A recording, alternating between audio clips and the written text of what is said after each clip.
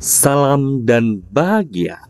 Saya Putu Eka Surya Putra, calon guru penggerak angkatan ke-7 dari SMA Negeri 1 Atap Klumpu Nusa Penida, Provinsi Bali, akan menampilkan aksi nyata modul 1.4 Budaya Positif. Mari kita saksikan selengkapnya.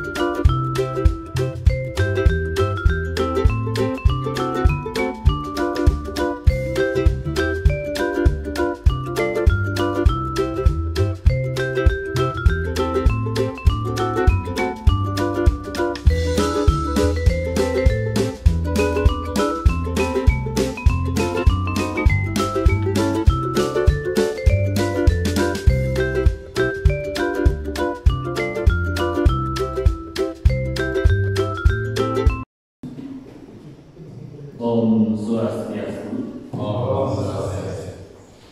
Yang terhormat Bapak Kepala SMA Negeri 1 Atap Klumpu, yang kami hormati Analis SDM Subkoordinator Prata Usaha SMA 1 Atap Klumpu, Bapak Ibu Guru yang juga saya hormati.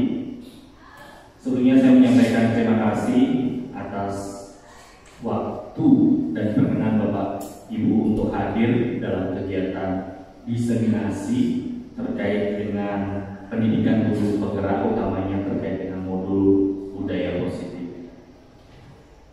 Jadi sebelum memulai acara inti, saya mohon perkenan Bapak Kepala Sekolah untuk memberikan beberapa arahan dan penyampaian. Kepada Bapak, saya silakan.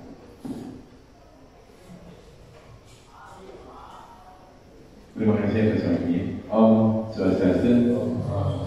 Salam sejahtera bagi kita semua. Yang saya hormati Pak PT inisiatif pada hari ini, para wakil, Bapak Ibu Guru, terutama Pak Eka selaku calon guru penggerak pada saat ini melakukan diseminasi poin 1.4 yang berkaitan dengan budaya positif. Mudah-mudahan dilancarkan, dimudahkan dalam mengikuti kegiatan. Karena kegiatan calon guru penggerak itu selama 1 tahun, 6 bulan, kurang lebih 6 bulan. Jadi Bapak dan Ibu dulu, kalau mau menjadi kepala sekolah, salah satu syaratnya sekarang, ya menjadi guru penggerak. Berarti salah satu syarat. Kalau di tempat ini tidak ada guru penggerak, baru boleh yang lain. Nah, kaitannya dengan itu, pada hari ini saya bersyukur kepada desa yang dikasih oleh Yang Maha Kuasa, Bapak dan Ibu diberikan kesehatan, saya juga, dan kemudian salah satu guru kita yang ada di desa Masyarakat ini ikut dalam pendidikan calon guru penggerak. Sekali lagi Tuhan memberkati desa ini selalu memberikan kekuatan lahir batin untuk tetap bisa semangat mengikuti support dari saya dan kepala sekolah senantiasa mensupport para bapak dan ibu guru kaitannya dengan pendidikan guru penggerak. Yang mudah-mudahan di antara bapak dan ibu ada yang mengikuti jejaknya Pak Eka, walaupun ini ada positif negatif, ada apa namanya di beberapa media bahwa ada antara pro dan kontra kaitannya dengan guru penggerak. Kenapa? Karena guru penggerak katanya sering meninggalkan tugas. Karena kegiatan itu kemudian harus kesana kemari. Jadi anak-anak sedikit mendapat perhatian. Nah, itu kan pandangan yang tidak salah, ya, keliru, gitu. Keliru karena dia memandang sesaat. Karena kedepannya itu yang juga dipikirkan oleh mereka yang apa namanya memandang bahwa guru penggerak kemudian ditugaskan menjadi apa, pembina, pendamping dan lain sebagainya, kan sering meninggalkan tugas sekolah. Padahal kan tidak itu. Sekarang kan bisa disiasati dengan kemajuan IT, dengan apa pendidikan, pembelajaran daringnya dalam jaringan itu bisa. Jadi terlepas dari pandangan positif negatif, saya dan kepala sekolah selalu mendukung Bapak dan Ibu guru kaitannya dengan meningkatkan kapasitas kemampuan diri dengan mengikuti kegiatan-kegiatan yang diperlukan oleh pemerintah. Baik, pada hari ini saya sebagai kepala sekolah mohon kepada Bapak dan Ibu berikan support, ikuti pemerintahan dari Pak Eka sehingga tugas yang bisa dilancarkan. Ya, saya sendiri pada kesempatan ini sekali lagi mensupport kegiatan Pak Eka. Ya, baik Bapak dan Ibu, pada hari ini tanggal 3 Februari 2023 saya buka dengan resmi kegiatan diseminasi budaya positif dari poin 1.4 ya, program pendidikan calon guru penggerak yang diikuti oleh Pak Eka.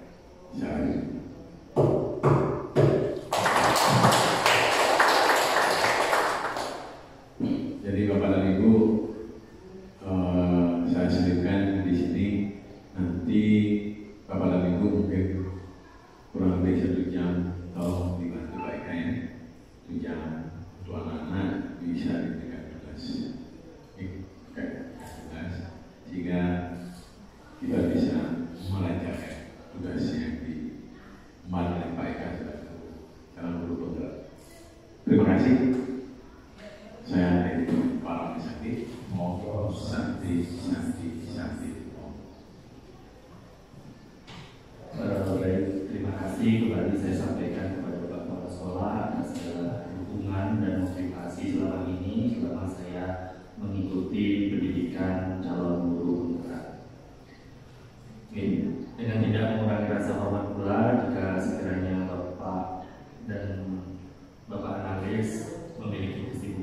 luar kegiatan ini itu bisa kami persilakan. Namun besar harapan kami Bapak dapat mengikuti kegiatan ini sampai selesai. Mungkin itu saja yang kita waktu untuk presentasi. Baik Bapak Ibu, selamat pagi. Salam dan bahagia. Jadi itu selalu kita sampaikan di pendidikan guru penggerak ya. Apa makna dibalik kata salam dan bahagia itu? Kalau salam itu adalah selamat segala sesuatu fisiknya, gitu ya. Jadi kodrat jasmaninya, gitu ya. Sedangkan untuk bahagia itu berarti selamat apa? Rohaninya. Jadi selamat baik jasmani maupun rohaninya itu selalu kita gaungkan, gitu ya. Nah, Bapak Ibu, di sini saya punya sebuah botol. Jadi kalau botol ini saya isi dengan air, kemudian saya jual, kira-kira laku berapa? Mungkin 5.000 ya. Kemudian kalau botol ini saya isi dengan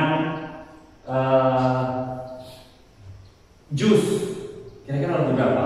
10.000 ya, lebih dari harga air tadi. Kalau saya isi dengan madu, pasti harganya akan menjadi ratusan ribu. Itu Bapak Ibu ya. Jadi di sini value seseorang, value kita itu tergantung apa yang kita isi dari dulu, baik itu skill maupun pengetahuan. Ya. Jadi saya Putu Eka Surya Putra, saya adalah calon guru penggerak angkatan ke-7 Kabupaten Kelungkung. Jadi selama 1 jam ke depan, jadi kurang lebih 1 jam, saya akan membersamai Bapak Ibu untuk membahas terkait dengan budaya positif. Tentu saja kita akan bertanya-tanya, apa sih budaya positif? Oke, lanjut. Nah, di sini saya memberikan 3 pertanyaan pematik yang sebelumnya juga sudah saya kirim, share lewat WA, di mana ada 3. Yang pertama, hukuman dapat mendisiplinkan anak. Saya lihat jawaban Bapak Ibu adalah setuju, hampir semua setuju. Kedua, pemberian hukuman dengan hal positif seperti membaca atau membersihkan halaman sekolah dapat meningkatkan disiplin anak. Juga saya lihat Bapak Ibu itu banyak yang setuju. Yang terakhir, memberi penghargaan dapat meningkatkan motivasi belajar anak. Lagi-lagi saya lihat hampir semua Bapak Ibu adalah setuju atas pernyataan ini. Apakah pernyataan yang Bapak Ibu itu salah ataupun benar? Nah, kita cari bersama-sama melalui diseminasi. Nah, sebelum lanjut, tadi saya mengatakan bahwa ini adalah aksi nyata di modul 1.4. Di dalam modul 1 itu ada 4 bagian. Yang pertama di modul 1.1 itu terkait dengan filosofi Ki Hajar Dewantara. Kemudian 1.2 itu adalah peran dan nilai dari guru penggerak. 1.3 itu adalah visi guru penggerak yang semuanya terkait sehingga nantinya membentuk suatu budaya positif. Saya yakin juga Bapak Ibu sudah menginstal platform Merdeka Mengajar di handphone ya. Sudah? Ya, saya yakin sudah, dan sudah juga mempelajari yang namanya filosofi Ki Hajar Dewantara. Jadi ketika mempelajari itu kita banyak terjadi guncangan ya. Jadi yang sebelumnya kita tahu seperti ini ternyata berbeda, gitu ya. Dulu seringkali kita bilang kalau dalam teori filosofi Ki Hajar Dewantara, jadi dulu kita pernah berpikir bahwa anak itu bagaikan kertas putih, kan gitu ya, yang harus diisi. Namun ternyata menurut Ki Hajar Dewantara dalam filosofi Ki Hajar Dewantara, teori tabula rasa, jadi yang tadi tabula rasa itu ternyata tidak relevan. Yang benar sebenarnya anak itu sebenarnya sudah punya garis-garis yang samar, ya. Jadi kita sebagai guru itu tugasnya adalah mempertebal garis-garis itu, ya. Kita harus menyadari bahwa setiap anak itu unik, gitu ya. Dia memiliki kodratnya tersendiri, gitu ya. Sehingga kita tidak bisa yang namanya menuntut Yang harus kita lakukan untuk kita ubah paradigmanya, kita harus menuntun. Jadi dia sudah punya kodrat, kita tuntun kodrat itu. Jadi tidak boleh banyak menuntut gitu ya. Seringkali seperti itu, kadang-kadang kita juga lupa seringkali menuntut anak. Tidak hanya siswa, mungkin anak kita sendiri di rumah kita lebih banyak menuntut, padahal sejatinya dia punya kodrat sendiri. Di samping itu pula dalam belajar kita harus juga mengikuti yang namanya kodrat alam dan kodrat zaman. Itu menurut Ki Hajar Dewantara. Jadi anak punya lingkungan di mana dia tumbuh membentuk kodratnya secara alam gitu ya, dia punya kodrat sendiri. Namun juga harus mengikuti yang namanya kodrat zaman. Jadi perkembangan. Anak sekarang dengan anak yang dulu berbeda. Ya. Saya yakin Bapak Ibu sudah mengalami langsung bahwa anak dulu dengan anak sekarang berbeda penanganannya. Kalau dulu mungkin nurut-nurut, kalau sekarang mungkin bisa banyak tanya, bisa apa istilahnya berargumen gitu ya. Jadi anak-anak sekarang itu sedikit berbeda. Kodrat sama. Dan yang jadi polemik dalam filosofi Ki Hajar Dewantara itu adalah bahwa dinyatakan bahwa guru itu harus menghamba kepada anak. Nah, bahasa menghamba ini sering kali salah persepsi. Bukan berarti kita menghamba kita jadi budak, itu budak ya. Kita harus mau aja ya, tidak ya. Tapi kadang-kadang kita butuh tahu apa sih maunya si anak. Dan saya yakin juga saya lihat Bapak Ibu sudah banyak juga mempraktekkan itu. Anak-anak kita mau apa, mau game, belajar sambil game. Saya lihat kemarin juga ada yang melakukan itu. Nah, itulah yang dimaksud dengan menghamba anak. Kita tahu betul, kita memperhatikan betul apa keinginan anak, apa kebutuhan anak. Kita mencari cara. Jadi kita memberikan yang terbaik untuk anak, ya. Dan yang paling penting di dalam filosofi Ki Hajar Dewantara bahwa kita itu diibaratkan sebagai petani, ya. Kita sebagai petani, kita menanam jagung, menanam biji jagung tidak akan tumbuh jadi padi. Sebagaimanapun kita merawatnya, kita pupuk, kita berikan air, kita siram, kita rawat dari hama, nggak akan jadi padi gitu. Karena secara kodratinya dia tidak jadi padi. Kita yang tanam itu bijinya biji jagung. Nah itu kembali yang harus kita pahami bersama. Kemudian yang menjadi unggulan kita di Kementerian Pendidikan saat ini kan merdeka belajar, gitu ya. Jadi belajar itu memang harus memerdekakan. Ya, dalam belajar itu tidak boleh dikekang. Ya, segala sesuatunya dalam belajar kita berikan pilihan. Anak itu sekarang tidak harus sama. Ya, jadi si anaknya harus rata, semua harus paham pelajaran A, materi A dengan baik dan benar, dengan baik dan dengan benar. Nah itu yang tidak boleh lagi. Kita ubah paradigma itu. Jadi tiap anak punya potensi yang berbeda. Jadi jangan memaksa tadi menuntut, tapi lebih ke menuntut. Oke, saya lanjutkan. Nah, di sini perubahan paradigma, ya, terhadap disiplin positif. Kalau saya misalkan, saya Ibu Nise ya, Ibu Nise mengepalkan tangan menggenggam sesuatu yang sangat berharga untuk Ibu Nise. Di sebelahnya ada Pak Citra dan Pak Suardike. Kalau ingin kepalan tangannya Bu Ningsih terbuka, apa yang kira-kira Bapak lakukan? Supaya Bu Ningsih mau membuka kepala tangannya dan memberikan apa yang menjadi yang berharga dari Bu Ningsih. Coba Pak, gimana caranya? Iya, gimana coba? Gimana Bu? Kalau Pak Suardike gimana caranya? Memberi sesuatu atau membuka. Memberi sesuatu. Oke. Kalau Pak Tukian kan? Memberi sesuatu. Kalau Pak Amor? Apanya? Supaya buka. Digoda nanti ya. Dibujuk. Oh, digoda. Ada yang lain? Bisa kita paksa? Buka. Bisa kan? Jadi sebenarnya untuk membuat Bu Ningsih ini membuka kepalanya itu bisa dua cara. Pertama merayu, membujuk, ya itu termasuk membujuk juga, memberikan hadiah, merayu dengan kata supaya mau terbuka. Itu tangan. Ya, atau memaksa. Buka, kalau dengan paksaan buka. Kira-kira mau Bu Ningsih? Nah, tidak. Itulah kuncinya. Bahwa segala keinginan itu harus dari dalam dirinya.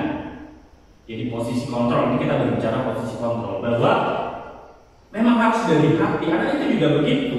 Kita tidak boleh memaksakan. Jadi ini menyebabkan ilusi. Jadi penghargaan ataupun hukuman itu menyebabkan ilusi, Bapak Ibu. Jadi seolah-olah memang ia mau sekarang, tapi ke depan itu akan membekas secara berbeda. Itu ya. Nah, ini yang perubahan paradigma yang saya maksud. Ilusi guru mengontrol murid. Kamu tidak boleh begini, kamu tidak boleh begitu di sekolah. Yang kedua, ilusi kritik membuat orang merasa bersalah, menguatkan karakter. Kamu begini loh, nanti orang tua kamu begini. Kasihan orang tuanya banting pulang, itu ilusi. Dia akan nurut, seolah-olah saat kita memberikan itu, maka dia akan nurut. Terjadi perubahan rasa. Ilusi bahwa semua penguatan positif efektif dan kamu pintar, kamu yang terbaik, kamu pelajaran saya bagus sekali. Itu sebenarnya ilusi juga. Yang terakhir bahwa ilusi bahwa orang dewasa memiliki hak untuk memaksa. Tidur, kamu tidak boleh makan di kelas dan sebagainya. Itu sebenarnya ilusi. Kenapa yang dikatakan seperti itu?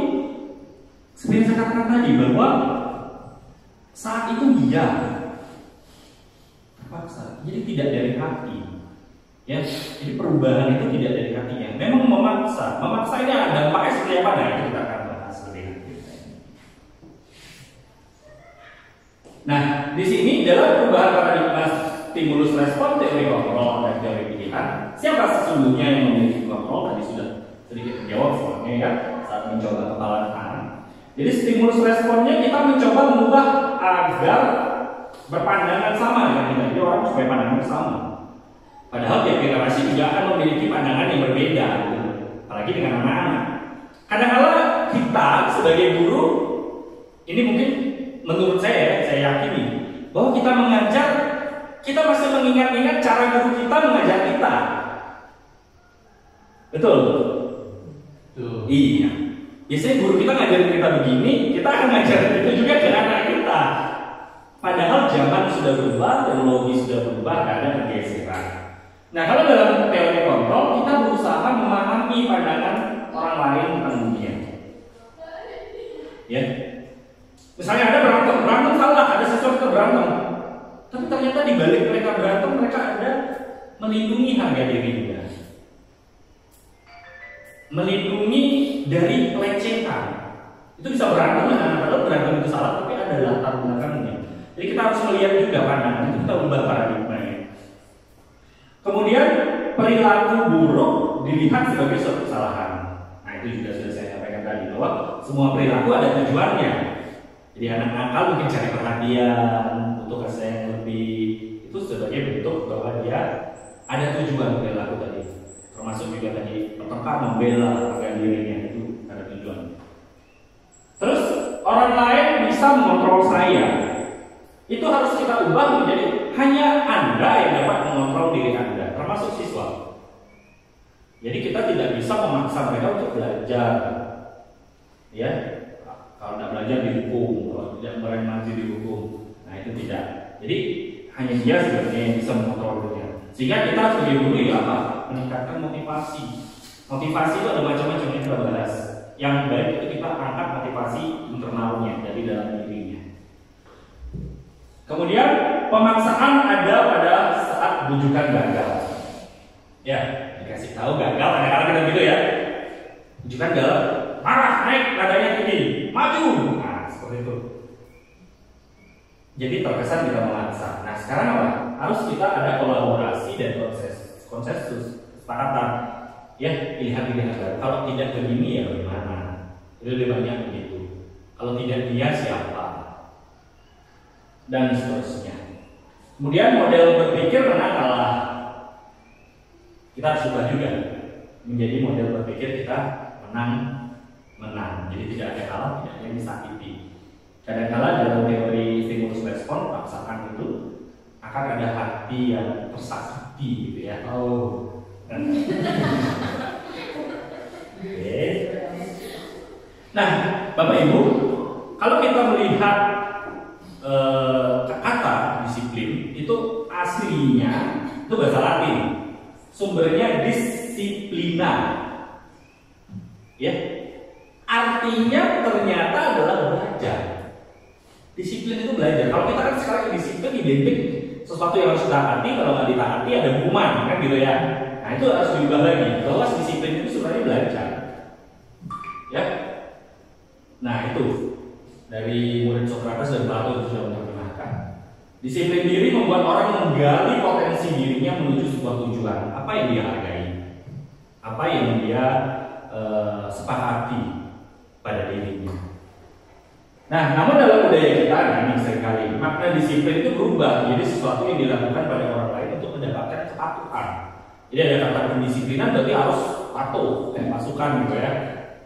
Nah, kecenderungan umumnya adalah menghubungkan kata disiplin dengan ketidaknyamanan, bukan dengan apa yang kita hargai atau pencapaian suatu tujuan mulia.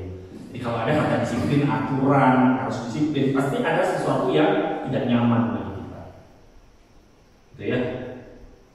Kadang-kadang misalnya ada orang, kita punya aturan di Bali bahwa hari Kamis itu pakai baju adat, gitu. Kadang-kadang mungkin rekan-rekan dari luar daerah mungkin awal-awal dia merasa tidak nyaman, tidak terbiasa, gitu ya. Nah tapi lama-lama harus menyadari bahwa Bapak Ibu yang memilih di Provinsi Bali, sehingga ada aturan seperti itu. Dari motivasinya muncul dari diri, ya, untuk menyepakati hal-hal yang kita hargai. Yang lanjutkan. Nah, nilai-nilai kebajikan universal ada banyak sebenarnya, saya tidak detail, ya. Nanti ini yang akan menjadi dasar pengembangan profil pelajar Pancasila. Bapak Ibu sudah mengaku sendiri, ada ketua project di sini juga ya. Jadi mandiri, berlalu kritis, berpikir global, gotong royong, kreatif, itulah yang nantinya akan kita tuju. Jadi kita akan menyepakati hal-hal tersebut di dalam kelas, terutama dalam pembelajaran. Bapak Ibu sebagai pemimpin pembelajaran, ya. Yang lanjutkan tentang teori motivasi, hukuman, penghargaan, dan restitusi. Apa bedanya? Ya. Nah, manusia itu melakukan tindakan, memunculkan perilaku itu ada motivasi, Bapak Ibu. Jadi untuk menghindari ketidaknyamanan hukuman, ya, apa yang terjadi bila saya tidak melakukannya? Itu umumnya adalah teori motivasinya itu adalah dari eksternal, dari luar, takut akan sesuatu, ya, takut akan sesuatu, termasuk juga apa yang akan saya dapatkan apabila melakukannya. Diberi hadiah, diberi reward, dipuji habis-habisan. Nah itu akan menyebabkan, oh saya melakukan sesuatu karena saya akan dipuji. Saya melakukan sesuatu untuk hadiah. Sehingga suatu saat kita tidak memberikan dia hadiah, pertanyaannya apakah siswa anak itu akan tetap melakukan hal yang kita inginkan itu? Nah, jawabannya kan belum tentu, gitu ya. Oke. Nah, sementara paradigmanya itu adalah harusnya kita membentuk motivasi dari internal. Pertanyaan yang muncul dalam diri itu harus dimunculkan adalah, saya akan menjadi orang yang seperti apa apabila saya melakukannya? Ya, itu motivasi internal. Apakah saya akan baik? Apa pertanyaan-pertanyaan ini ya? Jadi jangan hanya takut akan hukuman dan puas akan hadiah, ya. Cuma kita harus memandang sesuatu perkembangan itu menjadi positif, ya. Jadi seperti apa? Hal-hal yang positif. Nilai-nilai positif yang universal itu tadi. Karena secara umum ya nilai positif ramah-tamah, apa kreatif itu kan umum ya, umum sekali. Jadi tidak memandang budaya atau etnis itu adalah sama. Ki Ageng Dewantara menyatakan merdeka. Apa itu merdeka? Merdeka itu tidak hanya terlepas dari perintah, akan tetapi juga cakap buat memerintah diri sendiri. Jadi sebenarnya sudah sejak lama Bapak Pendidikan kita menyatakan konsep merdeka, dan itulah yang sekarang digaungkan oleh Mas Menteri Nadiem Makarim ya bersama-sama Kementerian Pendidikan bahwa kita harus merdeka, ya. Jadi apa yang dilakukan oleh kita, oleh siswa itu tidak didasari atas ketakutan, tidak atas reward atau hadiah tadi. Nah ini dihukum oleh penghargaan. Jadi sebenarnya memberi penghargaan itu sebenarnya adalah hukuman, ya. Di mana pengaruhnya itu jangka pendek dan jangka panjang. Ada penghargaan menghukum, penghargaan mengurangi ketepatan. Penghargaan itu tidak efektif. Penghargaan juga merusak hubungan Bapak Ibu. Jadi kalau kita memberi penghargaan, suatu saat kita tidak memberikannya itu malah terjadi hubungan sama dia berubah ya, apa saya salah ya, sebagainya. Ya, kenapa dia tidak begitu lagi kepada saya, sehingga akan terjadi jauh dan sebagainya. Itu hubungannya justru akan rusak Bapak Ibu. Ya, dan penghargaan juga tidak efektif. Ya itu tadi terkait dengan waktu, kalau tidak diberinya dia akan seperti apa, banyak sekali. Ini dihukum oleh penghargaan. Di lanjutannya, penghargaan ternyata juga menurunkan kualitas. Penghargaan mematikan kreativitas, jadi tidak berkembang. Terus penghargaan mengurangi motivasi intrinsik, ya, dari dalam, mengurangi motivasi karena dia membiarkan dirinya termotivasi oleh hal-hal yang di luar, gitu kan. Ada uang, ada apa baru mau jalan, gitu ya. Nah, ini seringkali juga tidak hanya anak-anak, kita juga mengalami, gitu ya. Kalau nggak ada uang ya nggak bekerja. Kadang-kadang ada yang begitu, tapi kan tidak semua, tidak itu. Motivasi itu harus datang dari dalam negeri Pramu, ya. Kalau di Bali ada motivator terkenal yang suaranya mendayu-dayu, ya, dia selalu dari dalam. Oke. Nah ini ada beberapa program apresiasi sebenarnya. Kita lebih ke apresiasi. Ya, dalam memberikan apresiasi perlu diingat beberapa hal. Beri pengakuan secara khusus, ya. Beri pengakuan secara pribadi, tidak di depan umum. Karena kadang-kadang di depan umum secara berlebihan dia akan menyebabkan kadang besar kepala kalau tidak bisa mengontrol dirinya, ya. Beri pengakuan juga kepada semua murid bahwa anak-anak semuanya berhasil belajar, semua anak-anak baik, gitu ya. Beri pengakuan secara konsisten, ya. Ini seperti mengungkapkan hal-hal yang positif. Kita lempar terus hal positif, lama-lama dia menjadi positif, ya. Kalau kita terus kamu nakal, lihat, maka dia akan jadi nakal. Itu yang kita ubah. Kamu baik, kamu mampu, ya, tadi. Dan fokus pada proses, ya, tidak fokus pada hasil. Tapi proses dulu. Input juga kita tidak perhatikan. Kadang-kadang kita pikir, inputnya memang dia dari SMP udah jelek, gitu ya, dan sebagainya. Itu cap dari diri kita. Nah, kita fokus aja pada proses, bagaimana kita membimbing, bagaimana kita menuntun. Masalah hasil itu kan akan bonus menyertai. Nah ini contoh pengakuan apresiasi kebajikan. Jadi ada contoh kalimat pembuka memberikan nilai dari kebajikannya lalu situasi. Itu harus penting. Kenapa? Situasi yang berbeda kan kondisinya berbeda, ya. Nah misalnya ini pembukanya. Kemarin saya perhatikan rasa empatimu besar sekali pada saat menolong murid baru di kelas. Tidak ada 3 pembagian. Jadi dalam melakukan apresiasi ini penting memberikan 3 pembagian. Ada kalimat pembuka, terus ada nilai kebajikan dan ada situasi. Ya. Nah ini penting. Oke. Selanjutnya terkait dengan hukuman dan konsekuensi. Ternyata hukuman, konsekuensi dan sanksi itu sedikit berbeda, Bapak Ibu. Ya, kadang-kadang kita malah rancu yang mana konsekuensi, yang mana sanksi, mana hukuman, gitu ya. Nah, kalau kita lihat di sini ada 3 kategori, hukuman atau konsekuensi. Kita coba jawab bersama-sama ya.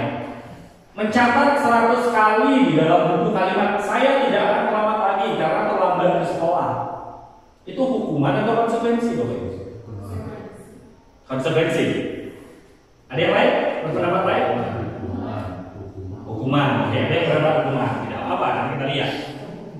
Kemudian lari mengelilingi lapangan basket 2 kali karena terlambat hadir di sekolah. Hukuman atau konsekuensi? hukuman. Murid diminta untuk push up 15 kali karena tidak menggunakan masker ke sekolah. Hukuman atau konsekuensi? Konsekuensi. Ya, nanti kita bahas ya. Kemudian menggantikan kertas tugas teman yang telah coret-coret. Hukuman atau konsekuensi? Oke, konsekuensi. Murid disuruh untuk mengenakan sepatu seharian sekolah karena tidak mengenakan sepatu hitam. Maksudnya dilepas, ini kalimatnya kurang ya. Murid disuruh untuk tidak mengenakan sepatu seharian karena tidak menggunakan sepatu hitam. Hukuman konsekuensi. Konsekuensi atau hukuman. Kita lihat nanti. Membersihkan tumpahan air di meja tulis karena tersenggol saat belajar. Konsekuensi. Yang terakhir, lari mengelilingi lapangan basket 2 kali karena terlambat 10 menit untuk pelajaran PJOK. Kemudian dari PJOK. Hukuman atau konsekuensi? Hukuman. Oke, kita lihat jawabannya. Jadi mencatat 100 kali dan bukunya adalah hukuman, ya kan?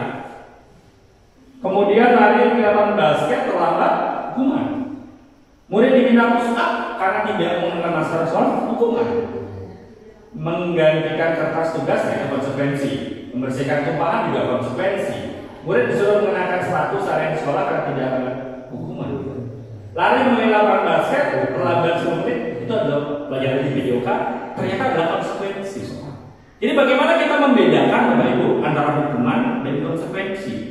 Kalau hukuman, ya itu antara kejadian dia ya awal penyebabnya dengan apa yang diberikan itu tidak ada hubungannya, itu hukuman Bapak Ibu. Jadi anak itu terlambat, tapi disuruh nulis 100 kali saya terlambat itu nggak ada hubungannya. Itu hukuman Bapak Ibu. Terus lari dari lapangan basket karena terlambat hari sekolah, itu hukuman, kan tidak ada hubungannya. Nah, sedangkan untuk ini menggantikan kertas tugas teman yang dicoret-coret nanti, dia ada hubungannya. Itu adalah konsekuensi dari perbuatannya.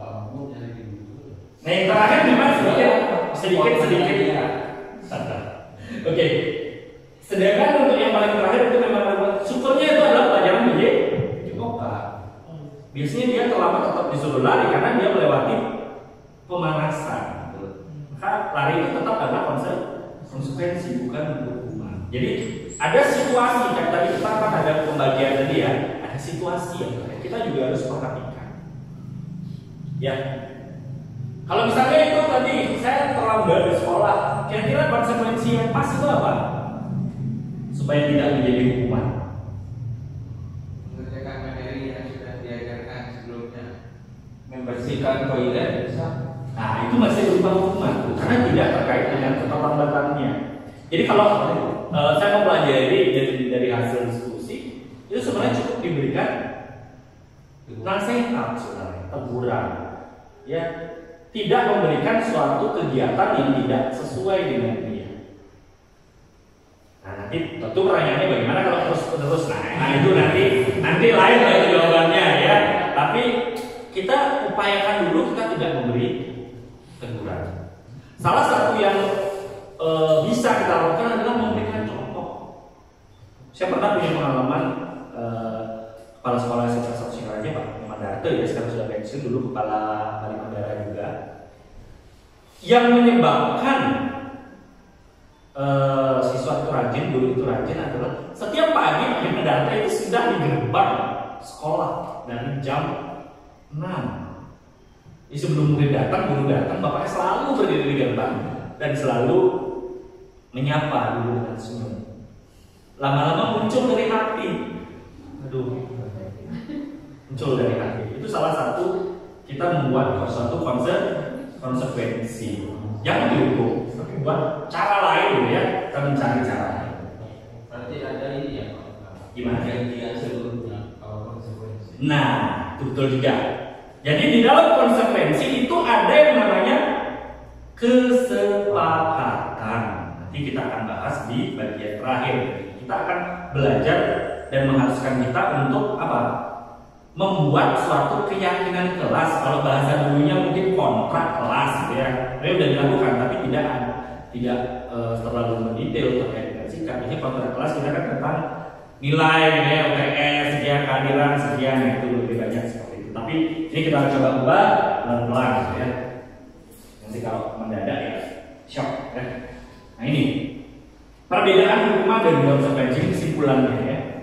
Jadi dalam hukuman itu sesuatu yang menyakitkan itu harus terjadi, baik secara fisik ataupun mental. Jadi ada sesuatu yang disakiti gitu ya. Sedangkan untuk konsekuensi kita tanpa rasa itu ya sesuatu harus terjadi. Kemudian membuat anak sakit fisik hati untuk jangka waktu yang lama gitu ya. Itu hukuman. Apakah konsekuensi tidak menyebabkan itu? Tidak menyebabkan sakit? Dia cenderung lebih ke rasa tidak nyaman. Tapi dia waktunya singkat. Nanti pada praktek restitusi saya sudah coba rekaman ini. Anak yang terlambat. Kita ajak dengan pertanyaan dia, sehingga dia tidak nyaman, pasti tidak nyaman posisinya. Kemarin saya coba dengan Januari dan Dina. Diberi pertanyaan dia tampak tidak nyaman dengan kita memberikan pertanyaan. Tapi itu apa? Waktunya sesaat, karena setelah itu anak itu akan gagal. Ya berbeda dengan dihukum. Dihukum sekarang dia nurut ke kamar mandi, terlambat bercakap kamar mandi, nurut dia. Tapi nanti depan gurunya ini dah mulailah seperti itu. Ada rasa yang diingat oleh dia. Anak membenci kedisiplinan, kalau dalam hukuman anak membenci kedisiplinan, malah kadang melunjak gitu ya, kadang-kadang seperti itu. Kalau pada konsekuensi anak menghargai disiplin, karena itu tadi nantinya butuh kesepakatan. Kalau udah dia sepakat, harusnya dia tahu kalau dia melakukan seperti apa. Lalu mendorong anak menyakiti diri sendiri, konsep diri yang buruk, anak belajar untuk menyembunyikan kesalahan ini. Karena takut dihukum buat salah, dan mengaku dia akan mencoba beribu. Oke, saya lanjutkan. Jadi dia anak belajar menyembunyikan kesalahan. Tentu saja ini yang mereka ingin ya. Jadi dia tahu ada konsekuensi hukuman yang akan menyakiti dia. Dia berbuat salah, dia akan sembunyikan. Sembunyi-sembunyi, nah itu lebih jelek hasilnya ya. Dibandingkan anak belajar untuk mematuhi. Jadi suatu saat dia akan belajar. Nah ini ilusi dan disebut sekali membedakan mana ilusi, mana tidak ilusi. Kalau diberi hukuman ya jelas ada marah, rasa bersalah, dipermalukan, di depan umum ya. Hai kamu, suatu sekolah bisa dengar itu ada rasa sakit hati juga. Ya. Nah konsekuensi bilangan H dibuat tidak nyaman, diasingkan untuk sementara, ada time out, ditegur, terlambat, nanti kamu ke ruangan saya, seperti itu. Jadi dia dicoba dipindahkan dari keadaan umumnya. Sama saja sebenarnya dengan pimpinan yang baik itu kan, kalau dalam memarahi anak buah itu kan tidak di depan umum gitu ya. Sama seperti kita orang tua juga punya anak, jangan menghukum anak di depan umum gitu ya. Kalau bisa kita pindahkan, kita berikan waktu time out ya. Oke. Nah, apa yang harus kita lakukan untuk istilahnya meminimalisir terjadinya hukuman ini? Maka yang kita lakukan itu adalah restitusi sebenarnya. Di mana restitusi itu adalah proses menciptakan kondisi bagi murid untuk memperbaiki kesalahan. Jadi diberikan kesempatan, diberikan juga gagasan oleh dia sendiri, tidak dari kita. Ya. Misalnya anak itu terlambat, tidak kita besok tidak boleh begini, jangan begadang, tidak. Tapi kita tanya, kenapa kamu terlambat? Main game kan gitu, nanti tidur jam berapa? Terus akhirnya apa akibatnya? Terus apa yang dapat kami lakukan supaya tidak itu? Dari dia yang menyampaikan gagasan untuk berubah, bukan dari kita langsung mendikte, tidak boleh begini, tidak boleh begitu. Jangan begadang, jangan main HP dan sebagainya. Tidak. Tapi sekali lagi ide-ide itu muncul dari diri mereka untuk memperbaiki kesalahan, gitu ya. Sehingga nantinya mereka bisa kembali ke kelompok dengan karakter yang lebih kuat. Restitusi juga proses kolaboratif. Ya kolaboratif tidak hanya murid saja dengan guru, kita sama-sama. Jadi kalau dia idenya juga masih kurang pas, ya kita bisa memberikan masukan. Kalau dia terima, dia akan setuju, sama-sama setuju. jangan sampai terpaksa. Dan selanjutnya, ini setelah saja. Nah, ini ada identitas sukses disiplin. Jadi beda antara hukuman, konsekuensi, restitusi. Kita bertujuan untuk mencapai restitusi. Kita berupaya sekali menerapkan yang restitusi. Jadi program guru penggerak ini, sekolah penggerak dan mereka belajar juga sebenarnya tujuannya ada di sebelah kanan ini, restitusi. Hukuman tadi sudah dikatakan adalah sesuatu yang menyakitkan harus terjadi. Konsekuensi sesuatu harus terjadi. Sementara restitusi itu pilihan. Ya. Kemudian tidak nyaman untuk murid karena jangka panjang. Konsekuensi jangka pendek.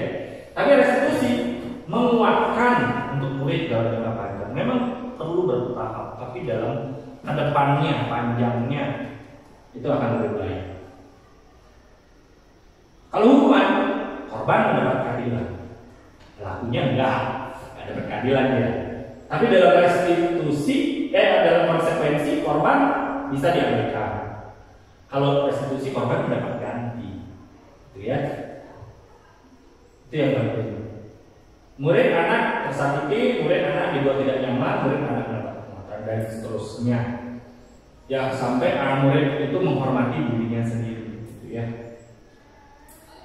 Kalau hukuman itu murid membenci peraturan, konsekuensi murid anak menghormati peraturan. Kalau restitusi adalah tidak peraturannya yang dihormati, tapi orang, dirinya sendiri dihormati, orang lain dihormati, gitu loh. Itu sedikit bedanya. Jadi dia mengerjakan sesuatu, melakukan tindakan itu kembali, saya tekankan ulang-ulang ya, dari dalam dirinya masing-masing, tidak dari peraturan ataupun penghargaan atau hukuman. 9 ciri-ciri restitusi. Ini yang penting.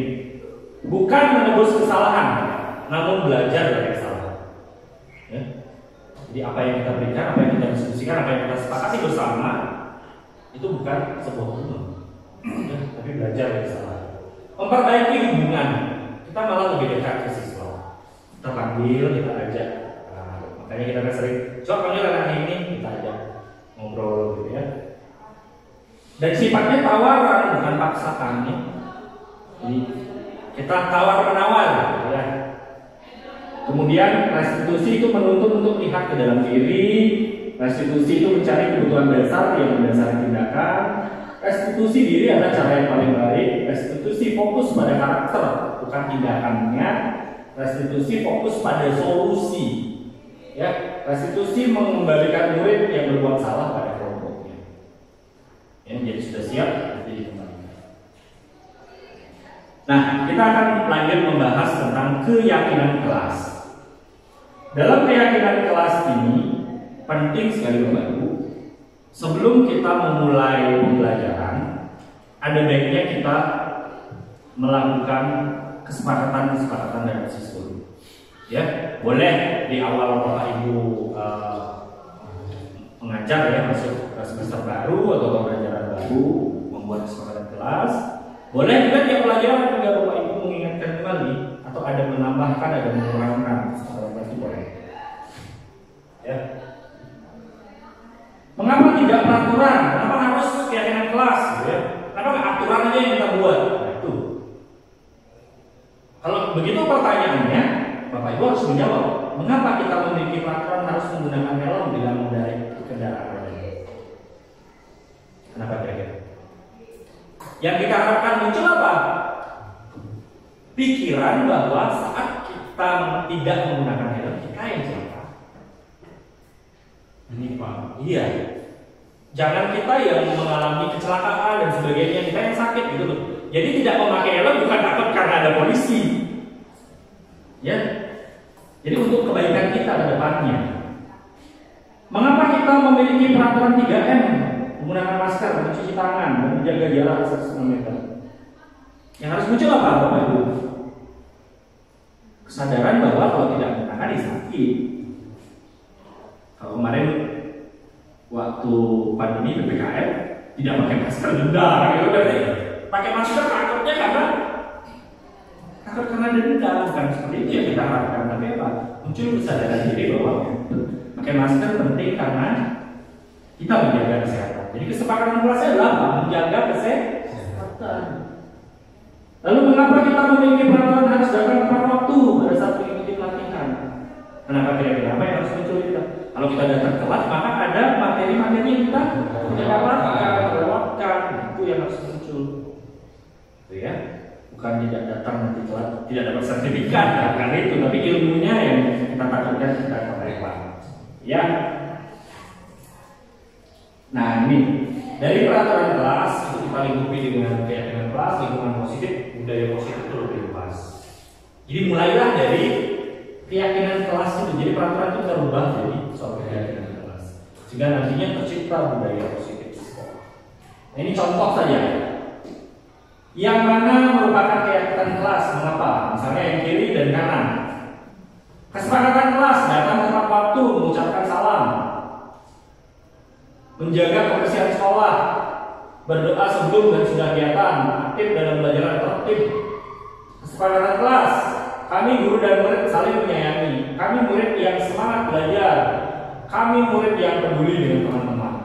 Mana yang berubah? Keyakinan kelas. Kira-kira yang mana? Hah? Yang tidak ada gambarnya? Yang sebelah ini, sebelah kanan. Iya, yang sebelah kanan. Karena kalau kesepakatan kelas tidak hanya murid saja yang harus mengikuti, tapi guru juga bersama-sama. Jadi nanti kalau sudah ada kesepakatan sekolah, berarti seluruh warga sekolah itu harus sepakat. Gitu. Ya. Oke. Kalau yang sebelah kiri itu memang lebih universal. Jadi belum ada kejelasan. Kalau ada kata kesepakatan, ada sepakat, ada yang ada pihak-pihak yang menyepakati, ya. Ini tidak perlu selesai. Nah, ini, misalnya ada peraturan, kita mengubah keyakinan kelas ya. Selalu mengembalikan buku ke tempatnya. Keyakinan kelas yang muncul kayak apa? Menjaga buku dan sebagainya. Dilarang mengganggu orang lain. Nah itu peraturan, bahasa kalimatnya peraturan. Tapi kalau keyakinan kelas apa? Inti dari itu apa? Menghargai. Iya, cukup kata menghargai saja, tidak mengganggu orang lain, membuli, membercandai, gitu ya, banyak macam-macamnya. Oke, saya langsung saja isi ya. Nah, selalu kembalikan buku ke tempatnya, itu tanggung jawab. Seperti kemarin, sapu ya, sapu di ruang guru, dipinjam kan tidak kembali gitu. Jadi kita lebih banyak berbicara itu, kita buat kesepakatan nantinya di kelas bahwa selalu mengembalikan sapu atau benda yang dipinjam ke tempatnya. Ya itu adalah bentuk dari keyakinan kelas berupa tanggung jawab dan seterusnya. Dilarang orang lain menghormati orang lain. Hadir 15 menit sebelum pembelajaran mulai juga menghormati orang lain, menghormati guru, menghormati teman-temannya. Karena ada datang terlambat masuk ke kelas pasti terganggu. Ada pembelajaran itu akan terjeda. Loading lagi ya kan, buffering lagi pelajaran itu gitu ya. Selanjutnya sampai jangan berlari di kelas atau ke koridor. Keyakinan kelasnya apa? Keselamatan, keamanan juga boleh ditambahin, menghargai orang yang lain juga masuk di sana. Oke, kira-kira bisa ya Bapak Ibu ya memahami itu. Selanjutnya yang keempat, kebutuhan dasar manusia dan dunia berkualitas. Jadi Bapak Ibu, ada hal-hal yang menjadi dasar kita melakukan sesuatu. Nah ini dasarnya apa? Kebutuhan dasar manusia ini. Apa itu kebutuhan dasar manusia? Ada 5 loh. Kasih sayang dan rasa diterima, penguasaan, kesenangan, kebebasan, dan inti dari semua dasar manusia itu adalah kebutuhan untuk bertahan hidup. Itu dasarnya. Sehingga terus dari kebutuhan yang dasar bertahan hidup. Bapak Ibu butuh bertahan hidup kan? Iya. Pasti kalau nggak ada apa-apa tetap bertahan juga, harus cari makanan. Mau gimana pun caranya kan cari makanan. Mau sampai misalnya berkebun, kadang yang fatal adalah sampai mencuri. Itu untuk bertahan hidup sebenarnya. Ya. Tapi tidak kita ajarkan tidak ke sana gitu ya. Tidak positif berarti itu kalau sampai mencuri itu bertahan hidup. Tapi kadang-kala kejadian Bapak Ibu karena kita yang dunianya macam-macam. Ya. Terus ada kasih sayang dan rasa diterima. Nah,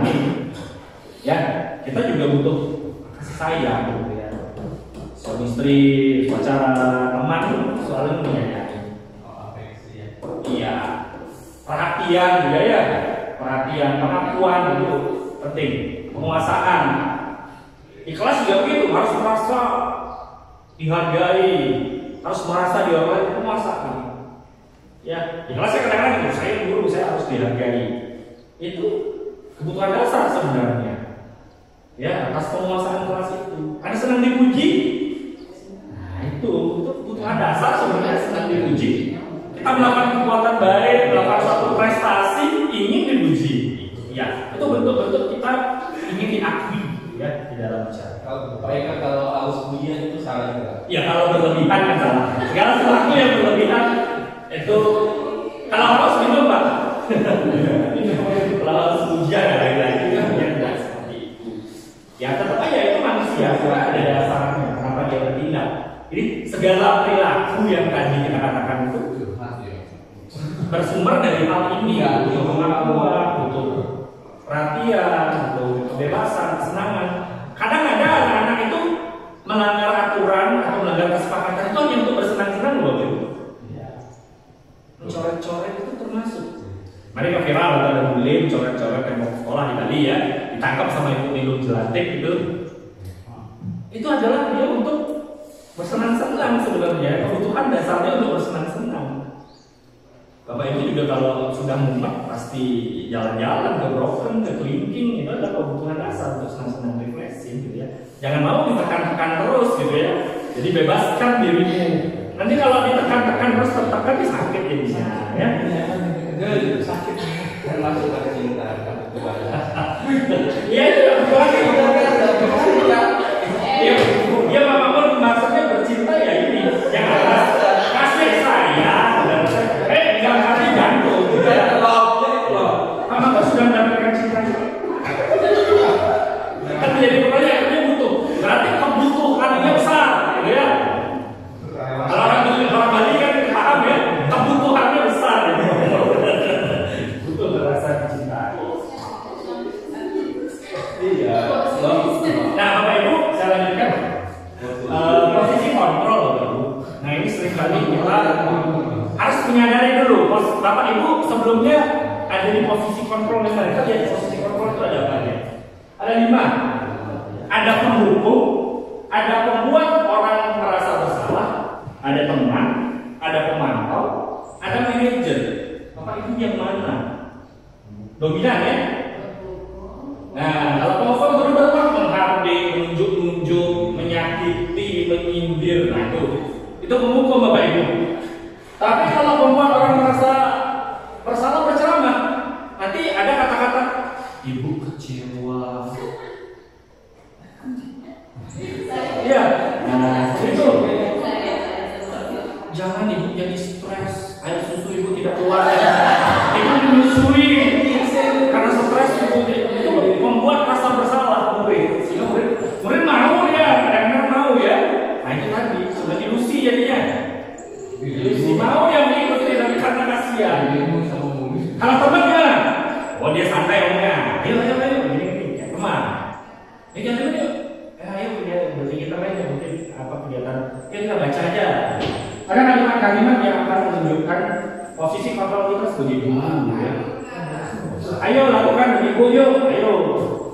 Kalau tadi membuat orang jangan gitu ya, jadi ibu dimarahi oleh kepala sekolah, bapak dimarahi saya bapak kepala sekolah, bapak malu rasa bersalah. Kemudian ada pemantau, menghitung dan mengukur. Ini guru yang taat peraturan ini, peraturannya apa, hukumannya apa. Hanya seorang pemantau menyerahkan. Nah itu. Nah kalau yang posisinya nanti akan menyuarakan identitas anak itu berhasil atau sukses itu posisinya adalah manajer. Dia akan mengajukan pertanyaan-pertanyaan tapi yang sifatnya membangun. Misalnya ada apa sih yang kita yakini, apa yang kita sepakati kemarin. Kalau kamu tidak memperbaiki ini, apa yang akan terjadi? Dan yang harus menjawab itu ya dari siswa bukan kita. Itu kan akan memberikan kepada kamu. Ya. Terus di situ ada guru hasilnya siswanya memberontak. Kalau membuat orang merasa bersalah, dia cenderung menyangkal, ya, menunjukkan, bohong. Kalau teman tergantung dia menyebabkan ketergantungan karena dekat sekali. Ibarat teman, nanti dia tergantung. Terus kalau pemantau dia menyesuaikan diri bila diawasi. Kalau nggak diawasi, tidak. Nah, ada polisi nggak pakai helm, ada polisi di pakai helm gitu. Nah itu. Kalau manajer dia menguatkan pribadinya, semua sesuatu disadari bahwa hal itu hal yang dilakukan akan berdampak pada dirinya sendiri gitu. Kayak tadi pakai helm ya karena agar tidak celaka nantinya ketika jatuh, mungkin agar mengurangi dampak buruk. Itu yang harus disadari. Ya, kira-kira Bapak Ibu yang mana? Posisi moral nomor yang mana?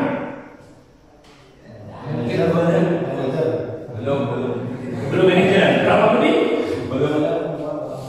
Membuat masalah. Lo atau dominan di mana? Membuat Masalah juga. Bukti? Ya, berubah-ubah ya. Oke, kalau aku tuh dominannya yang mana? Kalau saya dominan ada dua sebenarnya. Iya, yang mana? Hukum dan pemantau sih. Penghukum dan pemantau. Oke, kalau di sini, Bu Sulis, yang mana? Lebih sering ngomong ya. Ini agak lain. Kalau Bu Susu? Saya membuat orang bersalah dan memantau. Iya, salah. Kalau Bu Nita? menghukum ini. Pertama dan kedua berarti menghukum dan salah. Kalau ada yang Salahnya kalau ini semua itu pernah. oke, rasanya semua pernah. Kalian dia nih. Pak, apa ya? Menghukum. Berarti sisa kita sering dihukum ya berarti ya. Ya saya juga menyadari itu. Jadi sebelum saya mengikuti pendidikan guru penggerak ini, kalau saya memang dominan itu di penghukum. Tapi betul yang dikatakan Pak Kadek, saya juga menyadari posisi kita itu kadang berubah-ubah. Kadang tidak bisa adil, subjektif juga. Kadang siswa A kita bisa jadi teman, kadang siswa B bisa jadi penghukum, padahal kesalahannya sama. Nah, itu yang harus kita rubah, sehingga haruslah kita geser ke manajer. Manajer itu taat akan kesepakatan kelas yang sudah dibuat bersama. Ini bukan taat aturan, tapi keyakinan kelas. Manajer mengelola, ya ikut di dalamnya. Kalau manajer salah dia dihukum juga gitu loh. Nah itu yang kita harapkan posisi kita. Marilah kita tinggalkan itu. Kita coba ya, walaupun berat, karena prosesnya kita juga kan gejolak hati juga ya, mau ubah ini ya. Sekarang ini saya yakin ketika mengetahui 5 posisi kontrol ini dan mengetahui posisi kita, dan setelah mendapatkan label budaya positif, disiplin, konsekuensi, sebagainya kita, oh iya ya, seperti saya salah selama ini gitu ya, muncul rasa bersalah juga. Nah itu yang saya alami saat pertama kali saya pernah jalan, karena saya pernah membentak gitu ya di kelas, pernah membentak. Nah harus kita ubah dengan pelan-pelan. Tidak bisa instan Bapak Ibu, tidak bisa instan, tapi kita harus berkomitmen untuk merubah itu, ya berkomitmen. Nah kembali kita juga harus dari diri, dari dalam, ya tidak dari luar. Tadi saya ingin kelihatan bagus, saya ingin nilai bagus, ya. Sebelum memperbaiki siswa ya. Gimana? Perbaiki diri dulu kita sebelum memperbaiki siswa. Iya, perbaiki diri kita dulu sebelum memperbaiki siswa. Ya, terima kasih.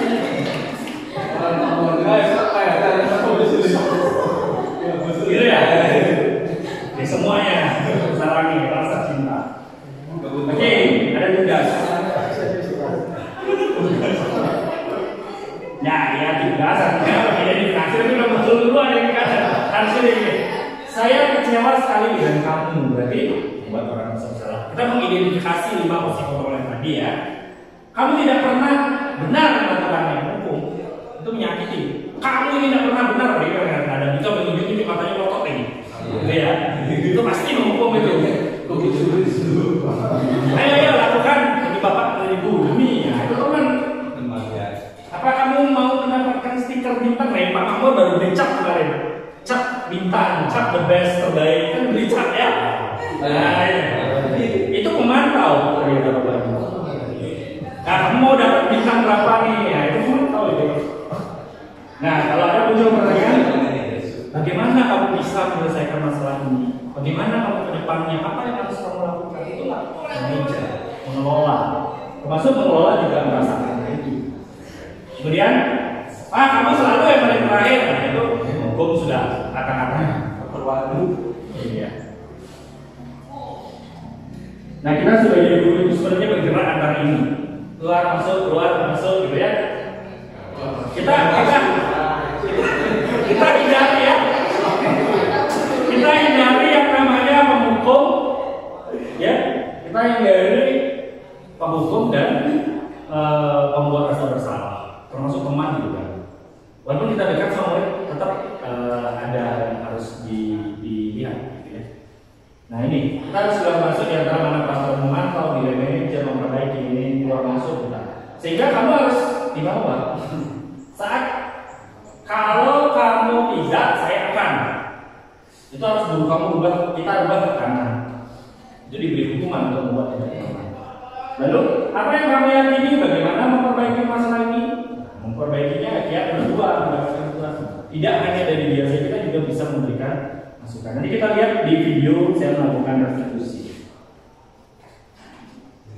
Inilah yang namanya segitiga restitusi. Jadi setiap bapak ibu menemukan kasus, menemukan suatu masalah terhadap siswa, kita harus berupaya menyelesaikannya dengan menggunakan segitiga restitusi namanya ya. Nah, segitiga restitusi itu ada validasi kebutuhan, menanyakan keyakinan, menstabilkan identitas. Ada urutan-urutannya dan ada pertanyaan-pertanyaan yang sesuai dengan alur itu. Nah, untuk langkah pertama itu adalah melakukan stabilitas atau menstabilkan dulu identitas. Jadi anak itu buat salah, harus stabilkan dulu kondisinya, karena dia pasti akan kaget kalau panggil. Ada perasaan campur ragu, takut, macam-macam ini. Nah ini butuh distabilkan dulu. Kamu boleh berkata apa? Setiap orang kamu berbuat salah, gitu ya. Nah, tidak ada manusia yang sempurna. Jadi kita coba pelan-pelan membangun dulu supaya emosinya dia stabil.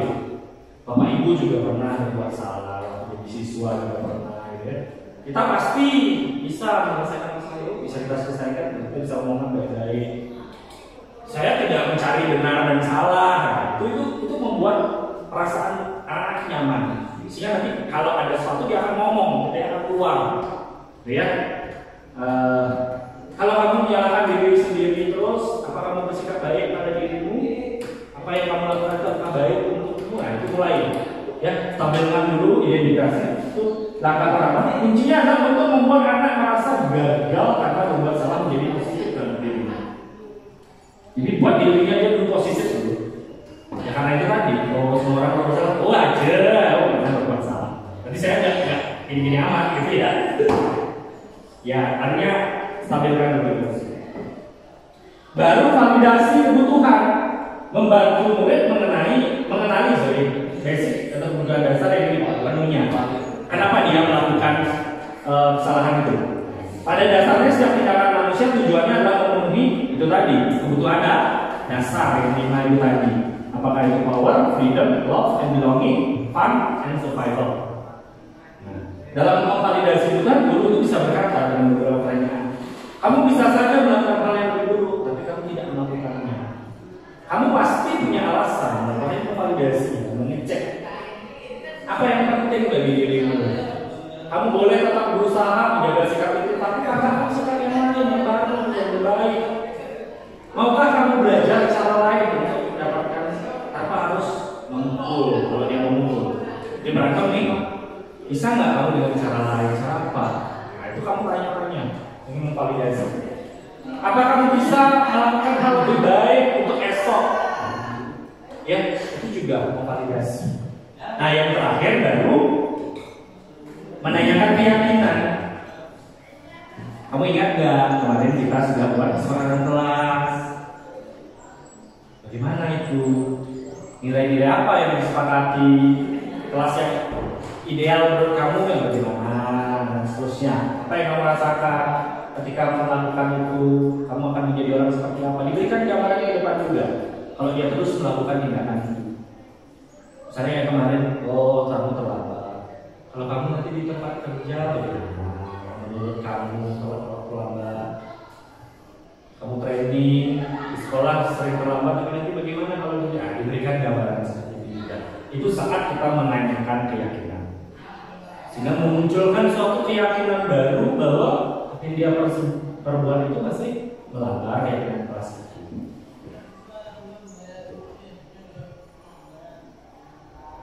Oke, mungkin itu saya akan ajak Bapak Ibu untuk menyaksikan video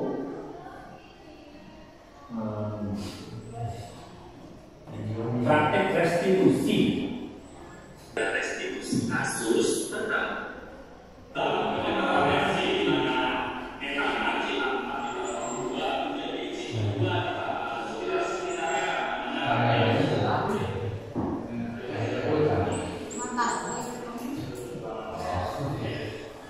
kita lihat ya, yang saya lakukan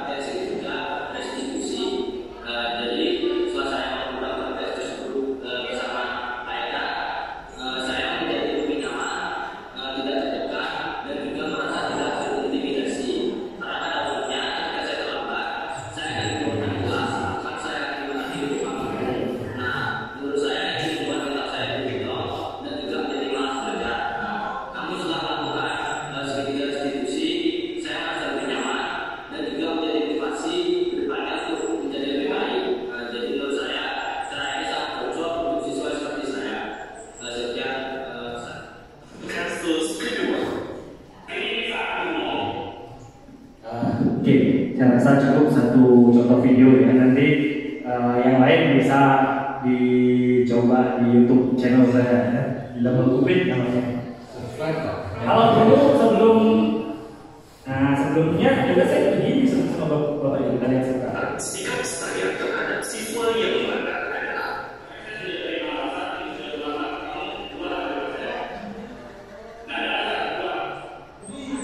Ya, saya tidak terima alasan apapun, kadang-kadang begitu, kita tidak mau mendengar anak gitu ya. saya mempelajari tentang restitusi. Ya, jadi anak itu salah ya salah, kalau keluar gitu ya, yang dibentak lalu di depan umum ya itu kita coba akan kurangi, kita hindari, kita geser. Itu butuh komitmen juga kita bersama-sama ya Bapak Ibu ya. Nggak bisa saya sendiri, harus bersama-sama semua Bapak Ibu yang ada di sini ya. Oke. Kira-kira Bapak Ibu ada pertanyaan terkait dengan materi yang baru saja kita diskusikan bersama? Saya persilakan, mungkin 2 penanya saja cukup untuk hari ini karena waktu juga. Gimana Bapak Ibu? Kade biasanya mungkin ada pertanyaan. Apa Kade? Terima kasih Pak ya.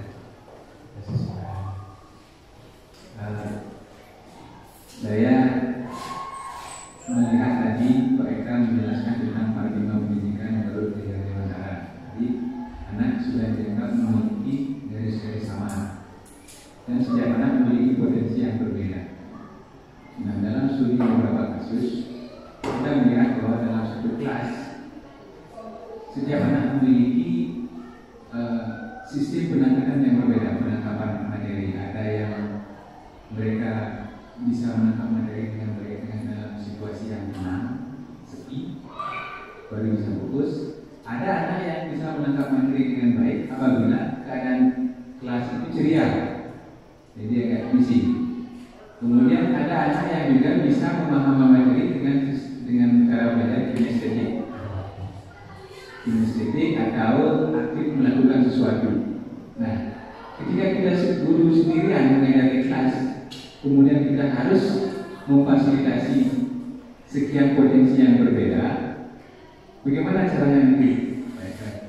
Jadi itu studi kasus di lapangan yang saya lihat selama ini, sehingga karena kemampuan kita yang terbatas sebagai guru, selama ini kita menjalankan satu komando saja.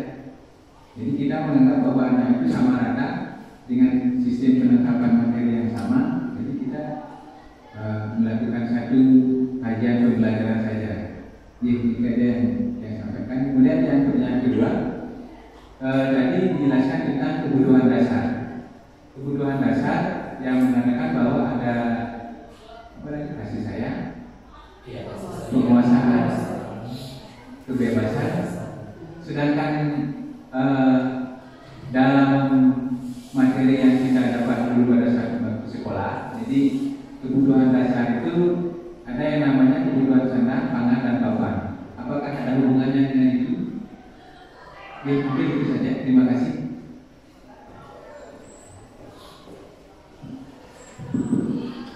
Baik, terima kasih atas pertanyaannya. Pertanyaannya super sekali ya. Jadi saya butuh berpikir keras juga untuk menjawab.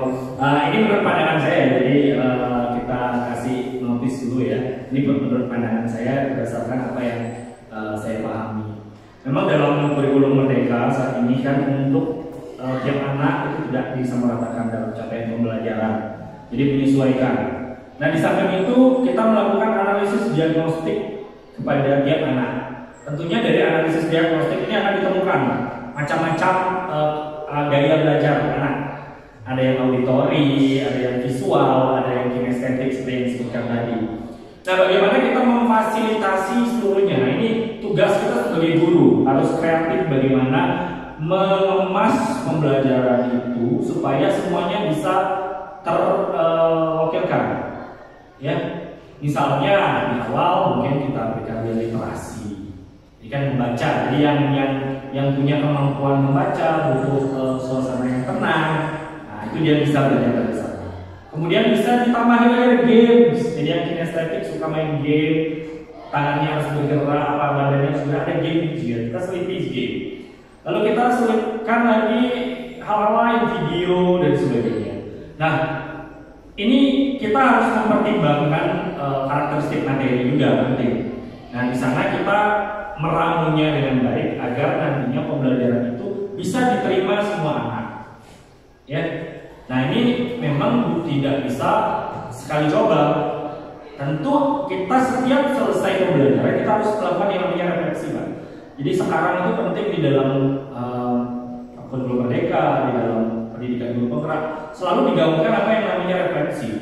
Jadi setiap akhir kegiatan kita minta anak itu menyampaikan refleksinya. Pada yang PPG juga gitu ya. Jadi apa yang anak itu dapat, apa yang disukai, apa yang tidak disukai, kedepannya seperti apa yang diinginkan. Kayak kemarin yang sempat di kelas, Pak, saya ingin kimia itu ada game. Jadi ya sudah, kita fasilitasi itu. Jadi segala kodrat anak itu kita mencoba memfasilitasi. Walaupun nanti bergantian, jadi tidak mungkin di satu waktu. Tapi kalau bisa kita meramunya dan konsep pembelajaran itu di satu waktu, bisa seluruhnya bagus sekali. Jadi semua anak terfasilitasi di jenjang waktu yang sama. Makanya dari Kementerian Kurikulum Merdeka ini memfasilitasi itu. Jadi guru itu diberikan kebebasan kalau anak itu sudah lewat dalam satu tahun itu bisa maju mengambil materi yang lebih tinggi fasenya. Bahkan bisa mundur, ini bisa di cross check mungkin Pak Najib sudah mengatakan bahwa kalau dirasa belum mampu bisa mundur pembelajaran itu, bahkan bisa 2 tahun mundur untuk mencapai capaian itu. Kan dicontohkan kalau belajar segitiga sama sisi, kalau dalam 3 bulan anak itu belum atau 1 semester belum, dia bisa jadi 1 semester itu akan belajar tentang segitiga sama sisi. Itu yang dikatakan. Jadi ini kembali ke guru ya. Jadi kita sebagai guru harus sering-sering juga mengikuti pengembangan diri ya, melakukan pengembangan diri, mencari informasi baru, bagaimana mengemas pembelajaran itu agar menarik, agar bisa diterima oleh segala jenis gaya belajar. Mungkin itu Pak Dek, itu yang pertama. Yang kedua itu terkait dengan kebutuhan dasar, apa ada pengaruhnya terhadap tadi? Oh, sandang pangan, apa terhadap kebutuhan dasar? Ya, betul dikatakan tadi bahwa kebutuhan sandang pangan papan itu nantinya akan berpengaruh terhadap perilaku. Karena kita tahu sandang pangan papan itu adalah kebutuhan manusia, kebutuhan dasar. Kebutuhan dasar untuk yang di tengah utama penting, yaitu survival, bertahan hidup. Ya, jadi pangan sudah otomatis itu akan berpengaruh pada itu tadi, apa namanya, bertahan hidup penting. Sehingga sandang ini juga akan mempengaruhi perilaku seperti yang saya contohkan tadi.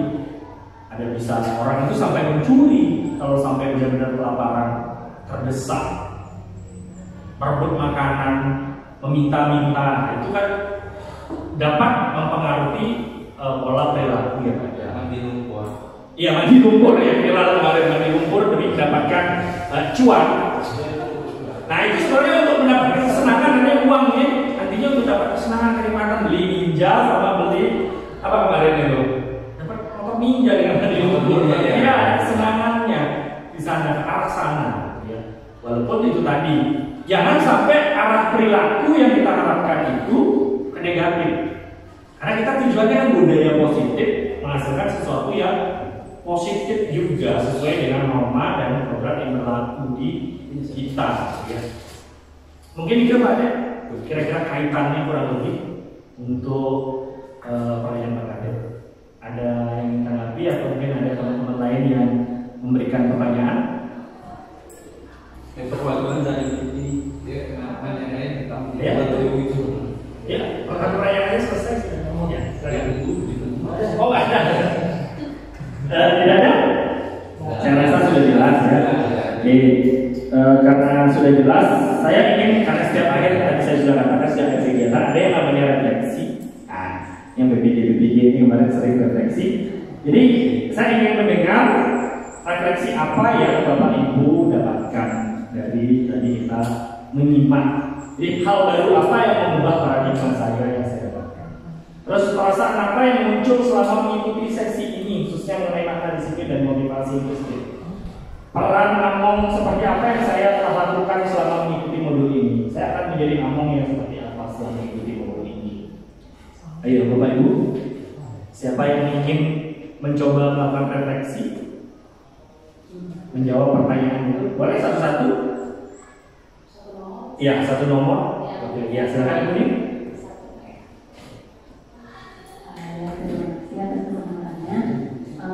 Bapak Ibu, mungkin saya coba menjawab dari nomor 1. Hal baru apa yang mengubah paradigma saya yang saya dapatkan? Ini mungkin lebih ke yang tadi ya, hukuman, konsekuensi, dan restitusi. Di sini saya mendapatkan paradigma baru ternyata yang saya lakukan selama ini seperti memberikan hukuman, kemudian merasa bersalah, masih itu yang sering saya terapkan gitu. Jadi hal baru yang saya dapatkan mungkin akan belajar menerapkan restitusi seperti itu Pak. Terima kasih teman-teman. Bagaimana untuk yang kedua? Perasaan apa yang muncul selama mengikuti sesi ini, khususnya mengenai makna disiplin dan motivasi industri? Perasaan apa yang muncul dari Bapak Ibu?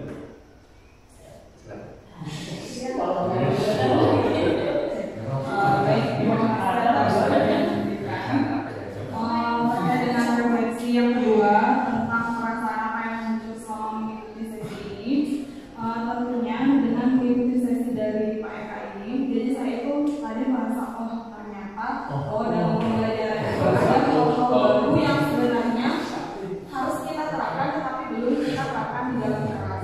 Contohnya itu adalah bagaimana kita memotivasi itu sebenarnya motivasi intrinsik yang jauh lebih penting daripada ekstrinsik. Sementara selama ini saya lebih banyak memberikan motivasi secara ekstrinsik. Padahal kuncinya itu kalau siswa tidak memunculkan motivasi dari dalam diri, sebenarnya apa yang kita sampaikan sebenarnya mental seperti itu kan. Jadi harusnya kita lebih menanamkan bagaimana agar motivasi dari diri siswa yang tumbuh, bukan kita yang justru menuntut kalian itu harus memotivasi sesuai dengan apa yang kita inginkan. Jadi mungkin untuk kedepannya bisa itu lebih ditingkatkan lagi bagaimana memotivasi siswa agar memang munculnya itu dari dalam diri sendiri, bukan kita yang Luar biasa, saya optimis sekolah kita akan maju ini Bapak gurunya yang hebat. Oke, yang ketiga, peran Among seperti apa yang saya telah lakukan selama mengikuti modul ini? Jadi posisi kontrol maksudnya ya, posisi kontrol guru juga Among. Sebelum ya, berarti yang tiga itu sebelum sampai sekarang. Nah, keempat nanti harapan langsung ini mungkin bisa jawab satu orang saja. Ya, Ibu Nina. Baik, terima kasih atas kesempatannya. Ini untuk yang poin nomor 3, peran Among seperti apa yang saya telah lakukan selama mengikuti modul ini. Jadi berdasarkan 5 posisi kontrol tadi itu saya lebih cenderung pada hukuman dan apa yang membuat siswa merasa bersalah. Jadi cenderung di dua hal tersebut. Terima kasih. Kedepannya? Langsung yang nomor 4 ya. Jadi saya akan menjadi Among yang seperti apa setelah mengikuti modul ini. Jadi target saya adalah bisa mencapai yang kelima yaitu manajemen.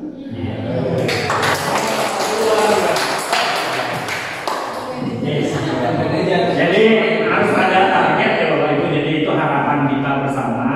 Tidak hanya saya, juga saya juga masih belajar untuk mencapai posisi manajer itu, gitu ya. Kita kirim sama-sama, kita berkolaborasi. Jadi tidak saya sendiri yang maju, nanti saya sendiri yang buka belur gitu ya. Mari sama-sama kita demi anak-anak kita.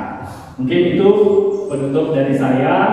Saya ucapkan terima kasih atas kesediaan waktu dan kehadiran Bapak Ibu.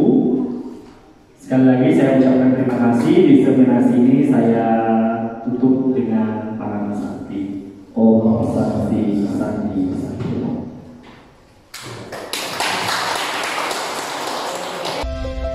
Terima kasih telah menyaksikan. Salam Guru Penggerak.